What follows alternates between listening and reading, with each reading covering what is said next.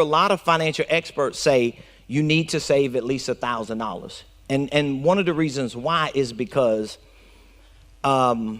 studies show that pretty much 8 out of 10 adults in America don't have at least $1,000 saved. So that means 8 out of every 10 adults don't have at least $1,000. These are studies, surveys that have been done with adults in the United States of America. So almost everybody we know don't even have at least $1,000. In the hood, we call it a stack. They don't have at least a stack set aside that and I'm not talking about you got your income tax check and you put $1,000 up this week, but you know in 3 weeks you're going to go back and get it. We're talking about $1,000 to put up that you could just forget about. 8 out of 10 adults don't have that. So the psychology behind step one, the psychology behind this is for you to get your first win. $1,000 ain't going to change nothing. You know your alternator and your transmission or something in your car can go out, or something can happen and it's like, I need 500 to go with the 1,000. So it's just you psychologically giving yourself the first win once you commit to a process like these 5 steps, because this is really a financial plan. And you have to put some type of plan together that you can stick to and say, if all else fails, I have to at least get past 1. Because remember, if you ain't even at step 1 and you around here talking about, I'm finna invest in Bitcoin, I'm finna get some NFTs, Google doing a stock split, you ain't even got $1,000 saved. You're doing it wrong. If that stock goes up 10,000%, what is 10,000% of $100? Or $300? It's just not enough to change your life, and you're trying to find a get rich quick scheme that's never gonna work. You gotta be practical, and your practical strategies have to be based on not just revelation, but intelligence. So I've got to stick to the plan. So studies show that almost 10 people that are considered adults in America don't have $1,000, okay? So that's a very, very important point. So when it comes to setting up money, budgeting, and saving, you must first learn how to save at least $1,000. Now, let's say if you could save more than $1,000. Well, save up to 1 month of total household expenses. Don't try to do what a lot of people who are financially misinformed do. Oh, I'm going to put $7,000 up only to borrow 3 next month. Because you can't afford to put 7 up. So you have to do it in a way that you don't have to go back and change it. So if you can afford to put $1,000 up, right? Put 1,000 up. If you could afford to put up more, put up 1 month of total household expenses. Now there are different groups of people. If you are a W-2 employee, I know you got the next slide. I'm going to go to that breakdown for one if you can get to that next slide. But if you're a W-2 employee, I'm going to just walk you through each technique. If you're a W-2 employee, then your household expenses for 1 month are going to be different than if you are a 1099. If you're an independent contractor, if you're self-employed, if you're a network marketer, that means you're someone in the middle. So you can't look at it like a W-2 employee. This is why for those of you that are W-2 employees, or if you are trying to leave the W-2 workforce and try to start a business, whether you 1099 or have an EIN as a business or a nonprofit, one of the reasons why you fail is because you're still thinking like a W-2 employee. And you're not doing the right math on what your expenses actually are, because even if you're a 1099 independent contractor, your expenses are fundamentally different than as a W-2 employee. Okay, does that make sense? So if you are a W-2 employee, you've got to do your total household expenses. So that means if it takes $5,000 for you to live every month. Now you got to be realistic. I'm going to give you a breakdown in just a minute, but you got to be realistic on what your expenses are, because let's say you ain't got insurance.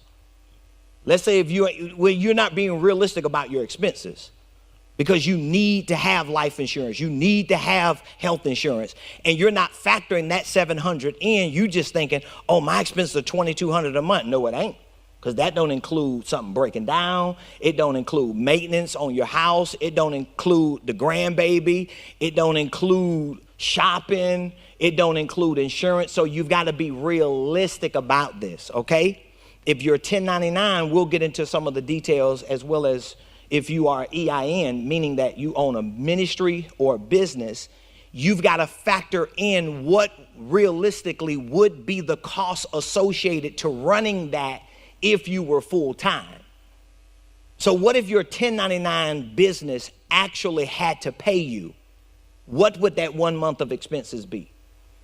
Because if you have a business and your job is financing your business, you do not have a business. You just have a good idea on paper with the Secretary of State. But we want to change that. We want to bring you to a place to where it's sustainable, but you got to be willing to do the math and stick to the plan. Am I making sense so far? I'm trying to be as specific as I can. So do you have that breakdown for me for step 1? So now here is the breakdown on Prophet Ramon, Apostle. Okay, you telling me to save a thou wow, or 1 month total household expenses. How do I do it then? This is where it gets good, because this is my lane. I'm a business and financial consultant and coach, and I walk people through this. I educate people. I train people. I put them on programs to make sure that they reach their goal. Here is how you're going to do it. First thing you're going to do is develop. I do not use the word budget. So as I said, if you listen to Dave Ramsey and Susie Orman, I'm not going to knock them, but I don't agree with a lot of their philosophies. And that's just my opinion. You have to have your own opinion, but you have to make a decision who you're going to listen to. You can't listen to, you're just not going to get it going on YouTube and think you're going to Google your way to success. You have too many mixed philosophies in your mind, and you're never going to be stuck on one. You got to make a decision. Who am I going to listen to? Who am I going to follow? What am I going to take in? And what am I going to stick to? Because if you keep jumping around, guess what's going to happen? You're not going to stick to the plan. So first thing you need to do is develop a spending plan using a financial management app to track all income and expenses. I'm giving you techniques here. What is an example of a financial management app? Mint.com. Mint.com. Now, if you are anticipating being a 1099 self-employee or business owner, I would highly recommend Mint. I know Dave and a lot of other companies have their own apps, but I would recommend Mint. Here's why. Because Mint is powered by Intuit, which actually owns and powers QuickBooks. So the migration from Mint personally to QuickBooks professionally will be easier fundamentally, because their system is and their infrastructure is similar, okay? So this is what you're going to do. You're going to develop a spending plan using a financial management app. We're not scribbling around here. Okay, we're not going to just be writing stuff down. Get my calculator out. I got $100 here and 18 there. And no, you're going to do it as a professional. This is only if you want to do better financially. If you don't, everything I'm saying to you means nothing. But if you're serious about it, this is the work you're going to have to do. Like, nobody's going to do this for you. I had to figure that out. And I had to figure it out at a time when we had no technology. So I was forced to scribble with calculators, just typing all day. Okay? So we want to develop a spending plan. Now, again, when you think about a spending plan, what is so different between a spending plan and a budget? Does anybody have an idea what would be one of the differences?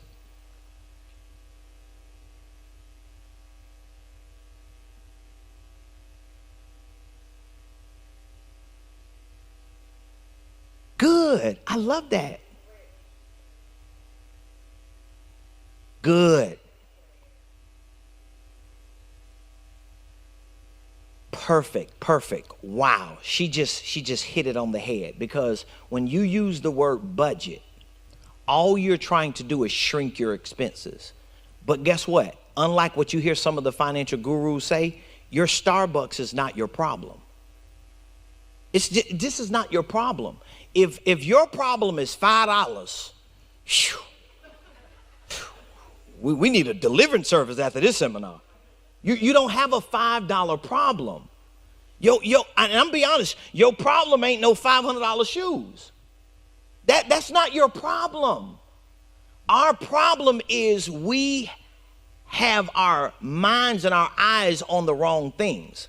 So it's not that you don't want to shrink your expenses, you want to control them, but you want to get control over your income more than anything.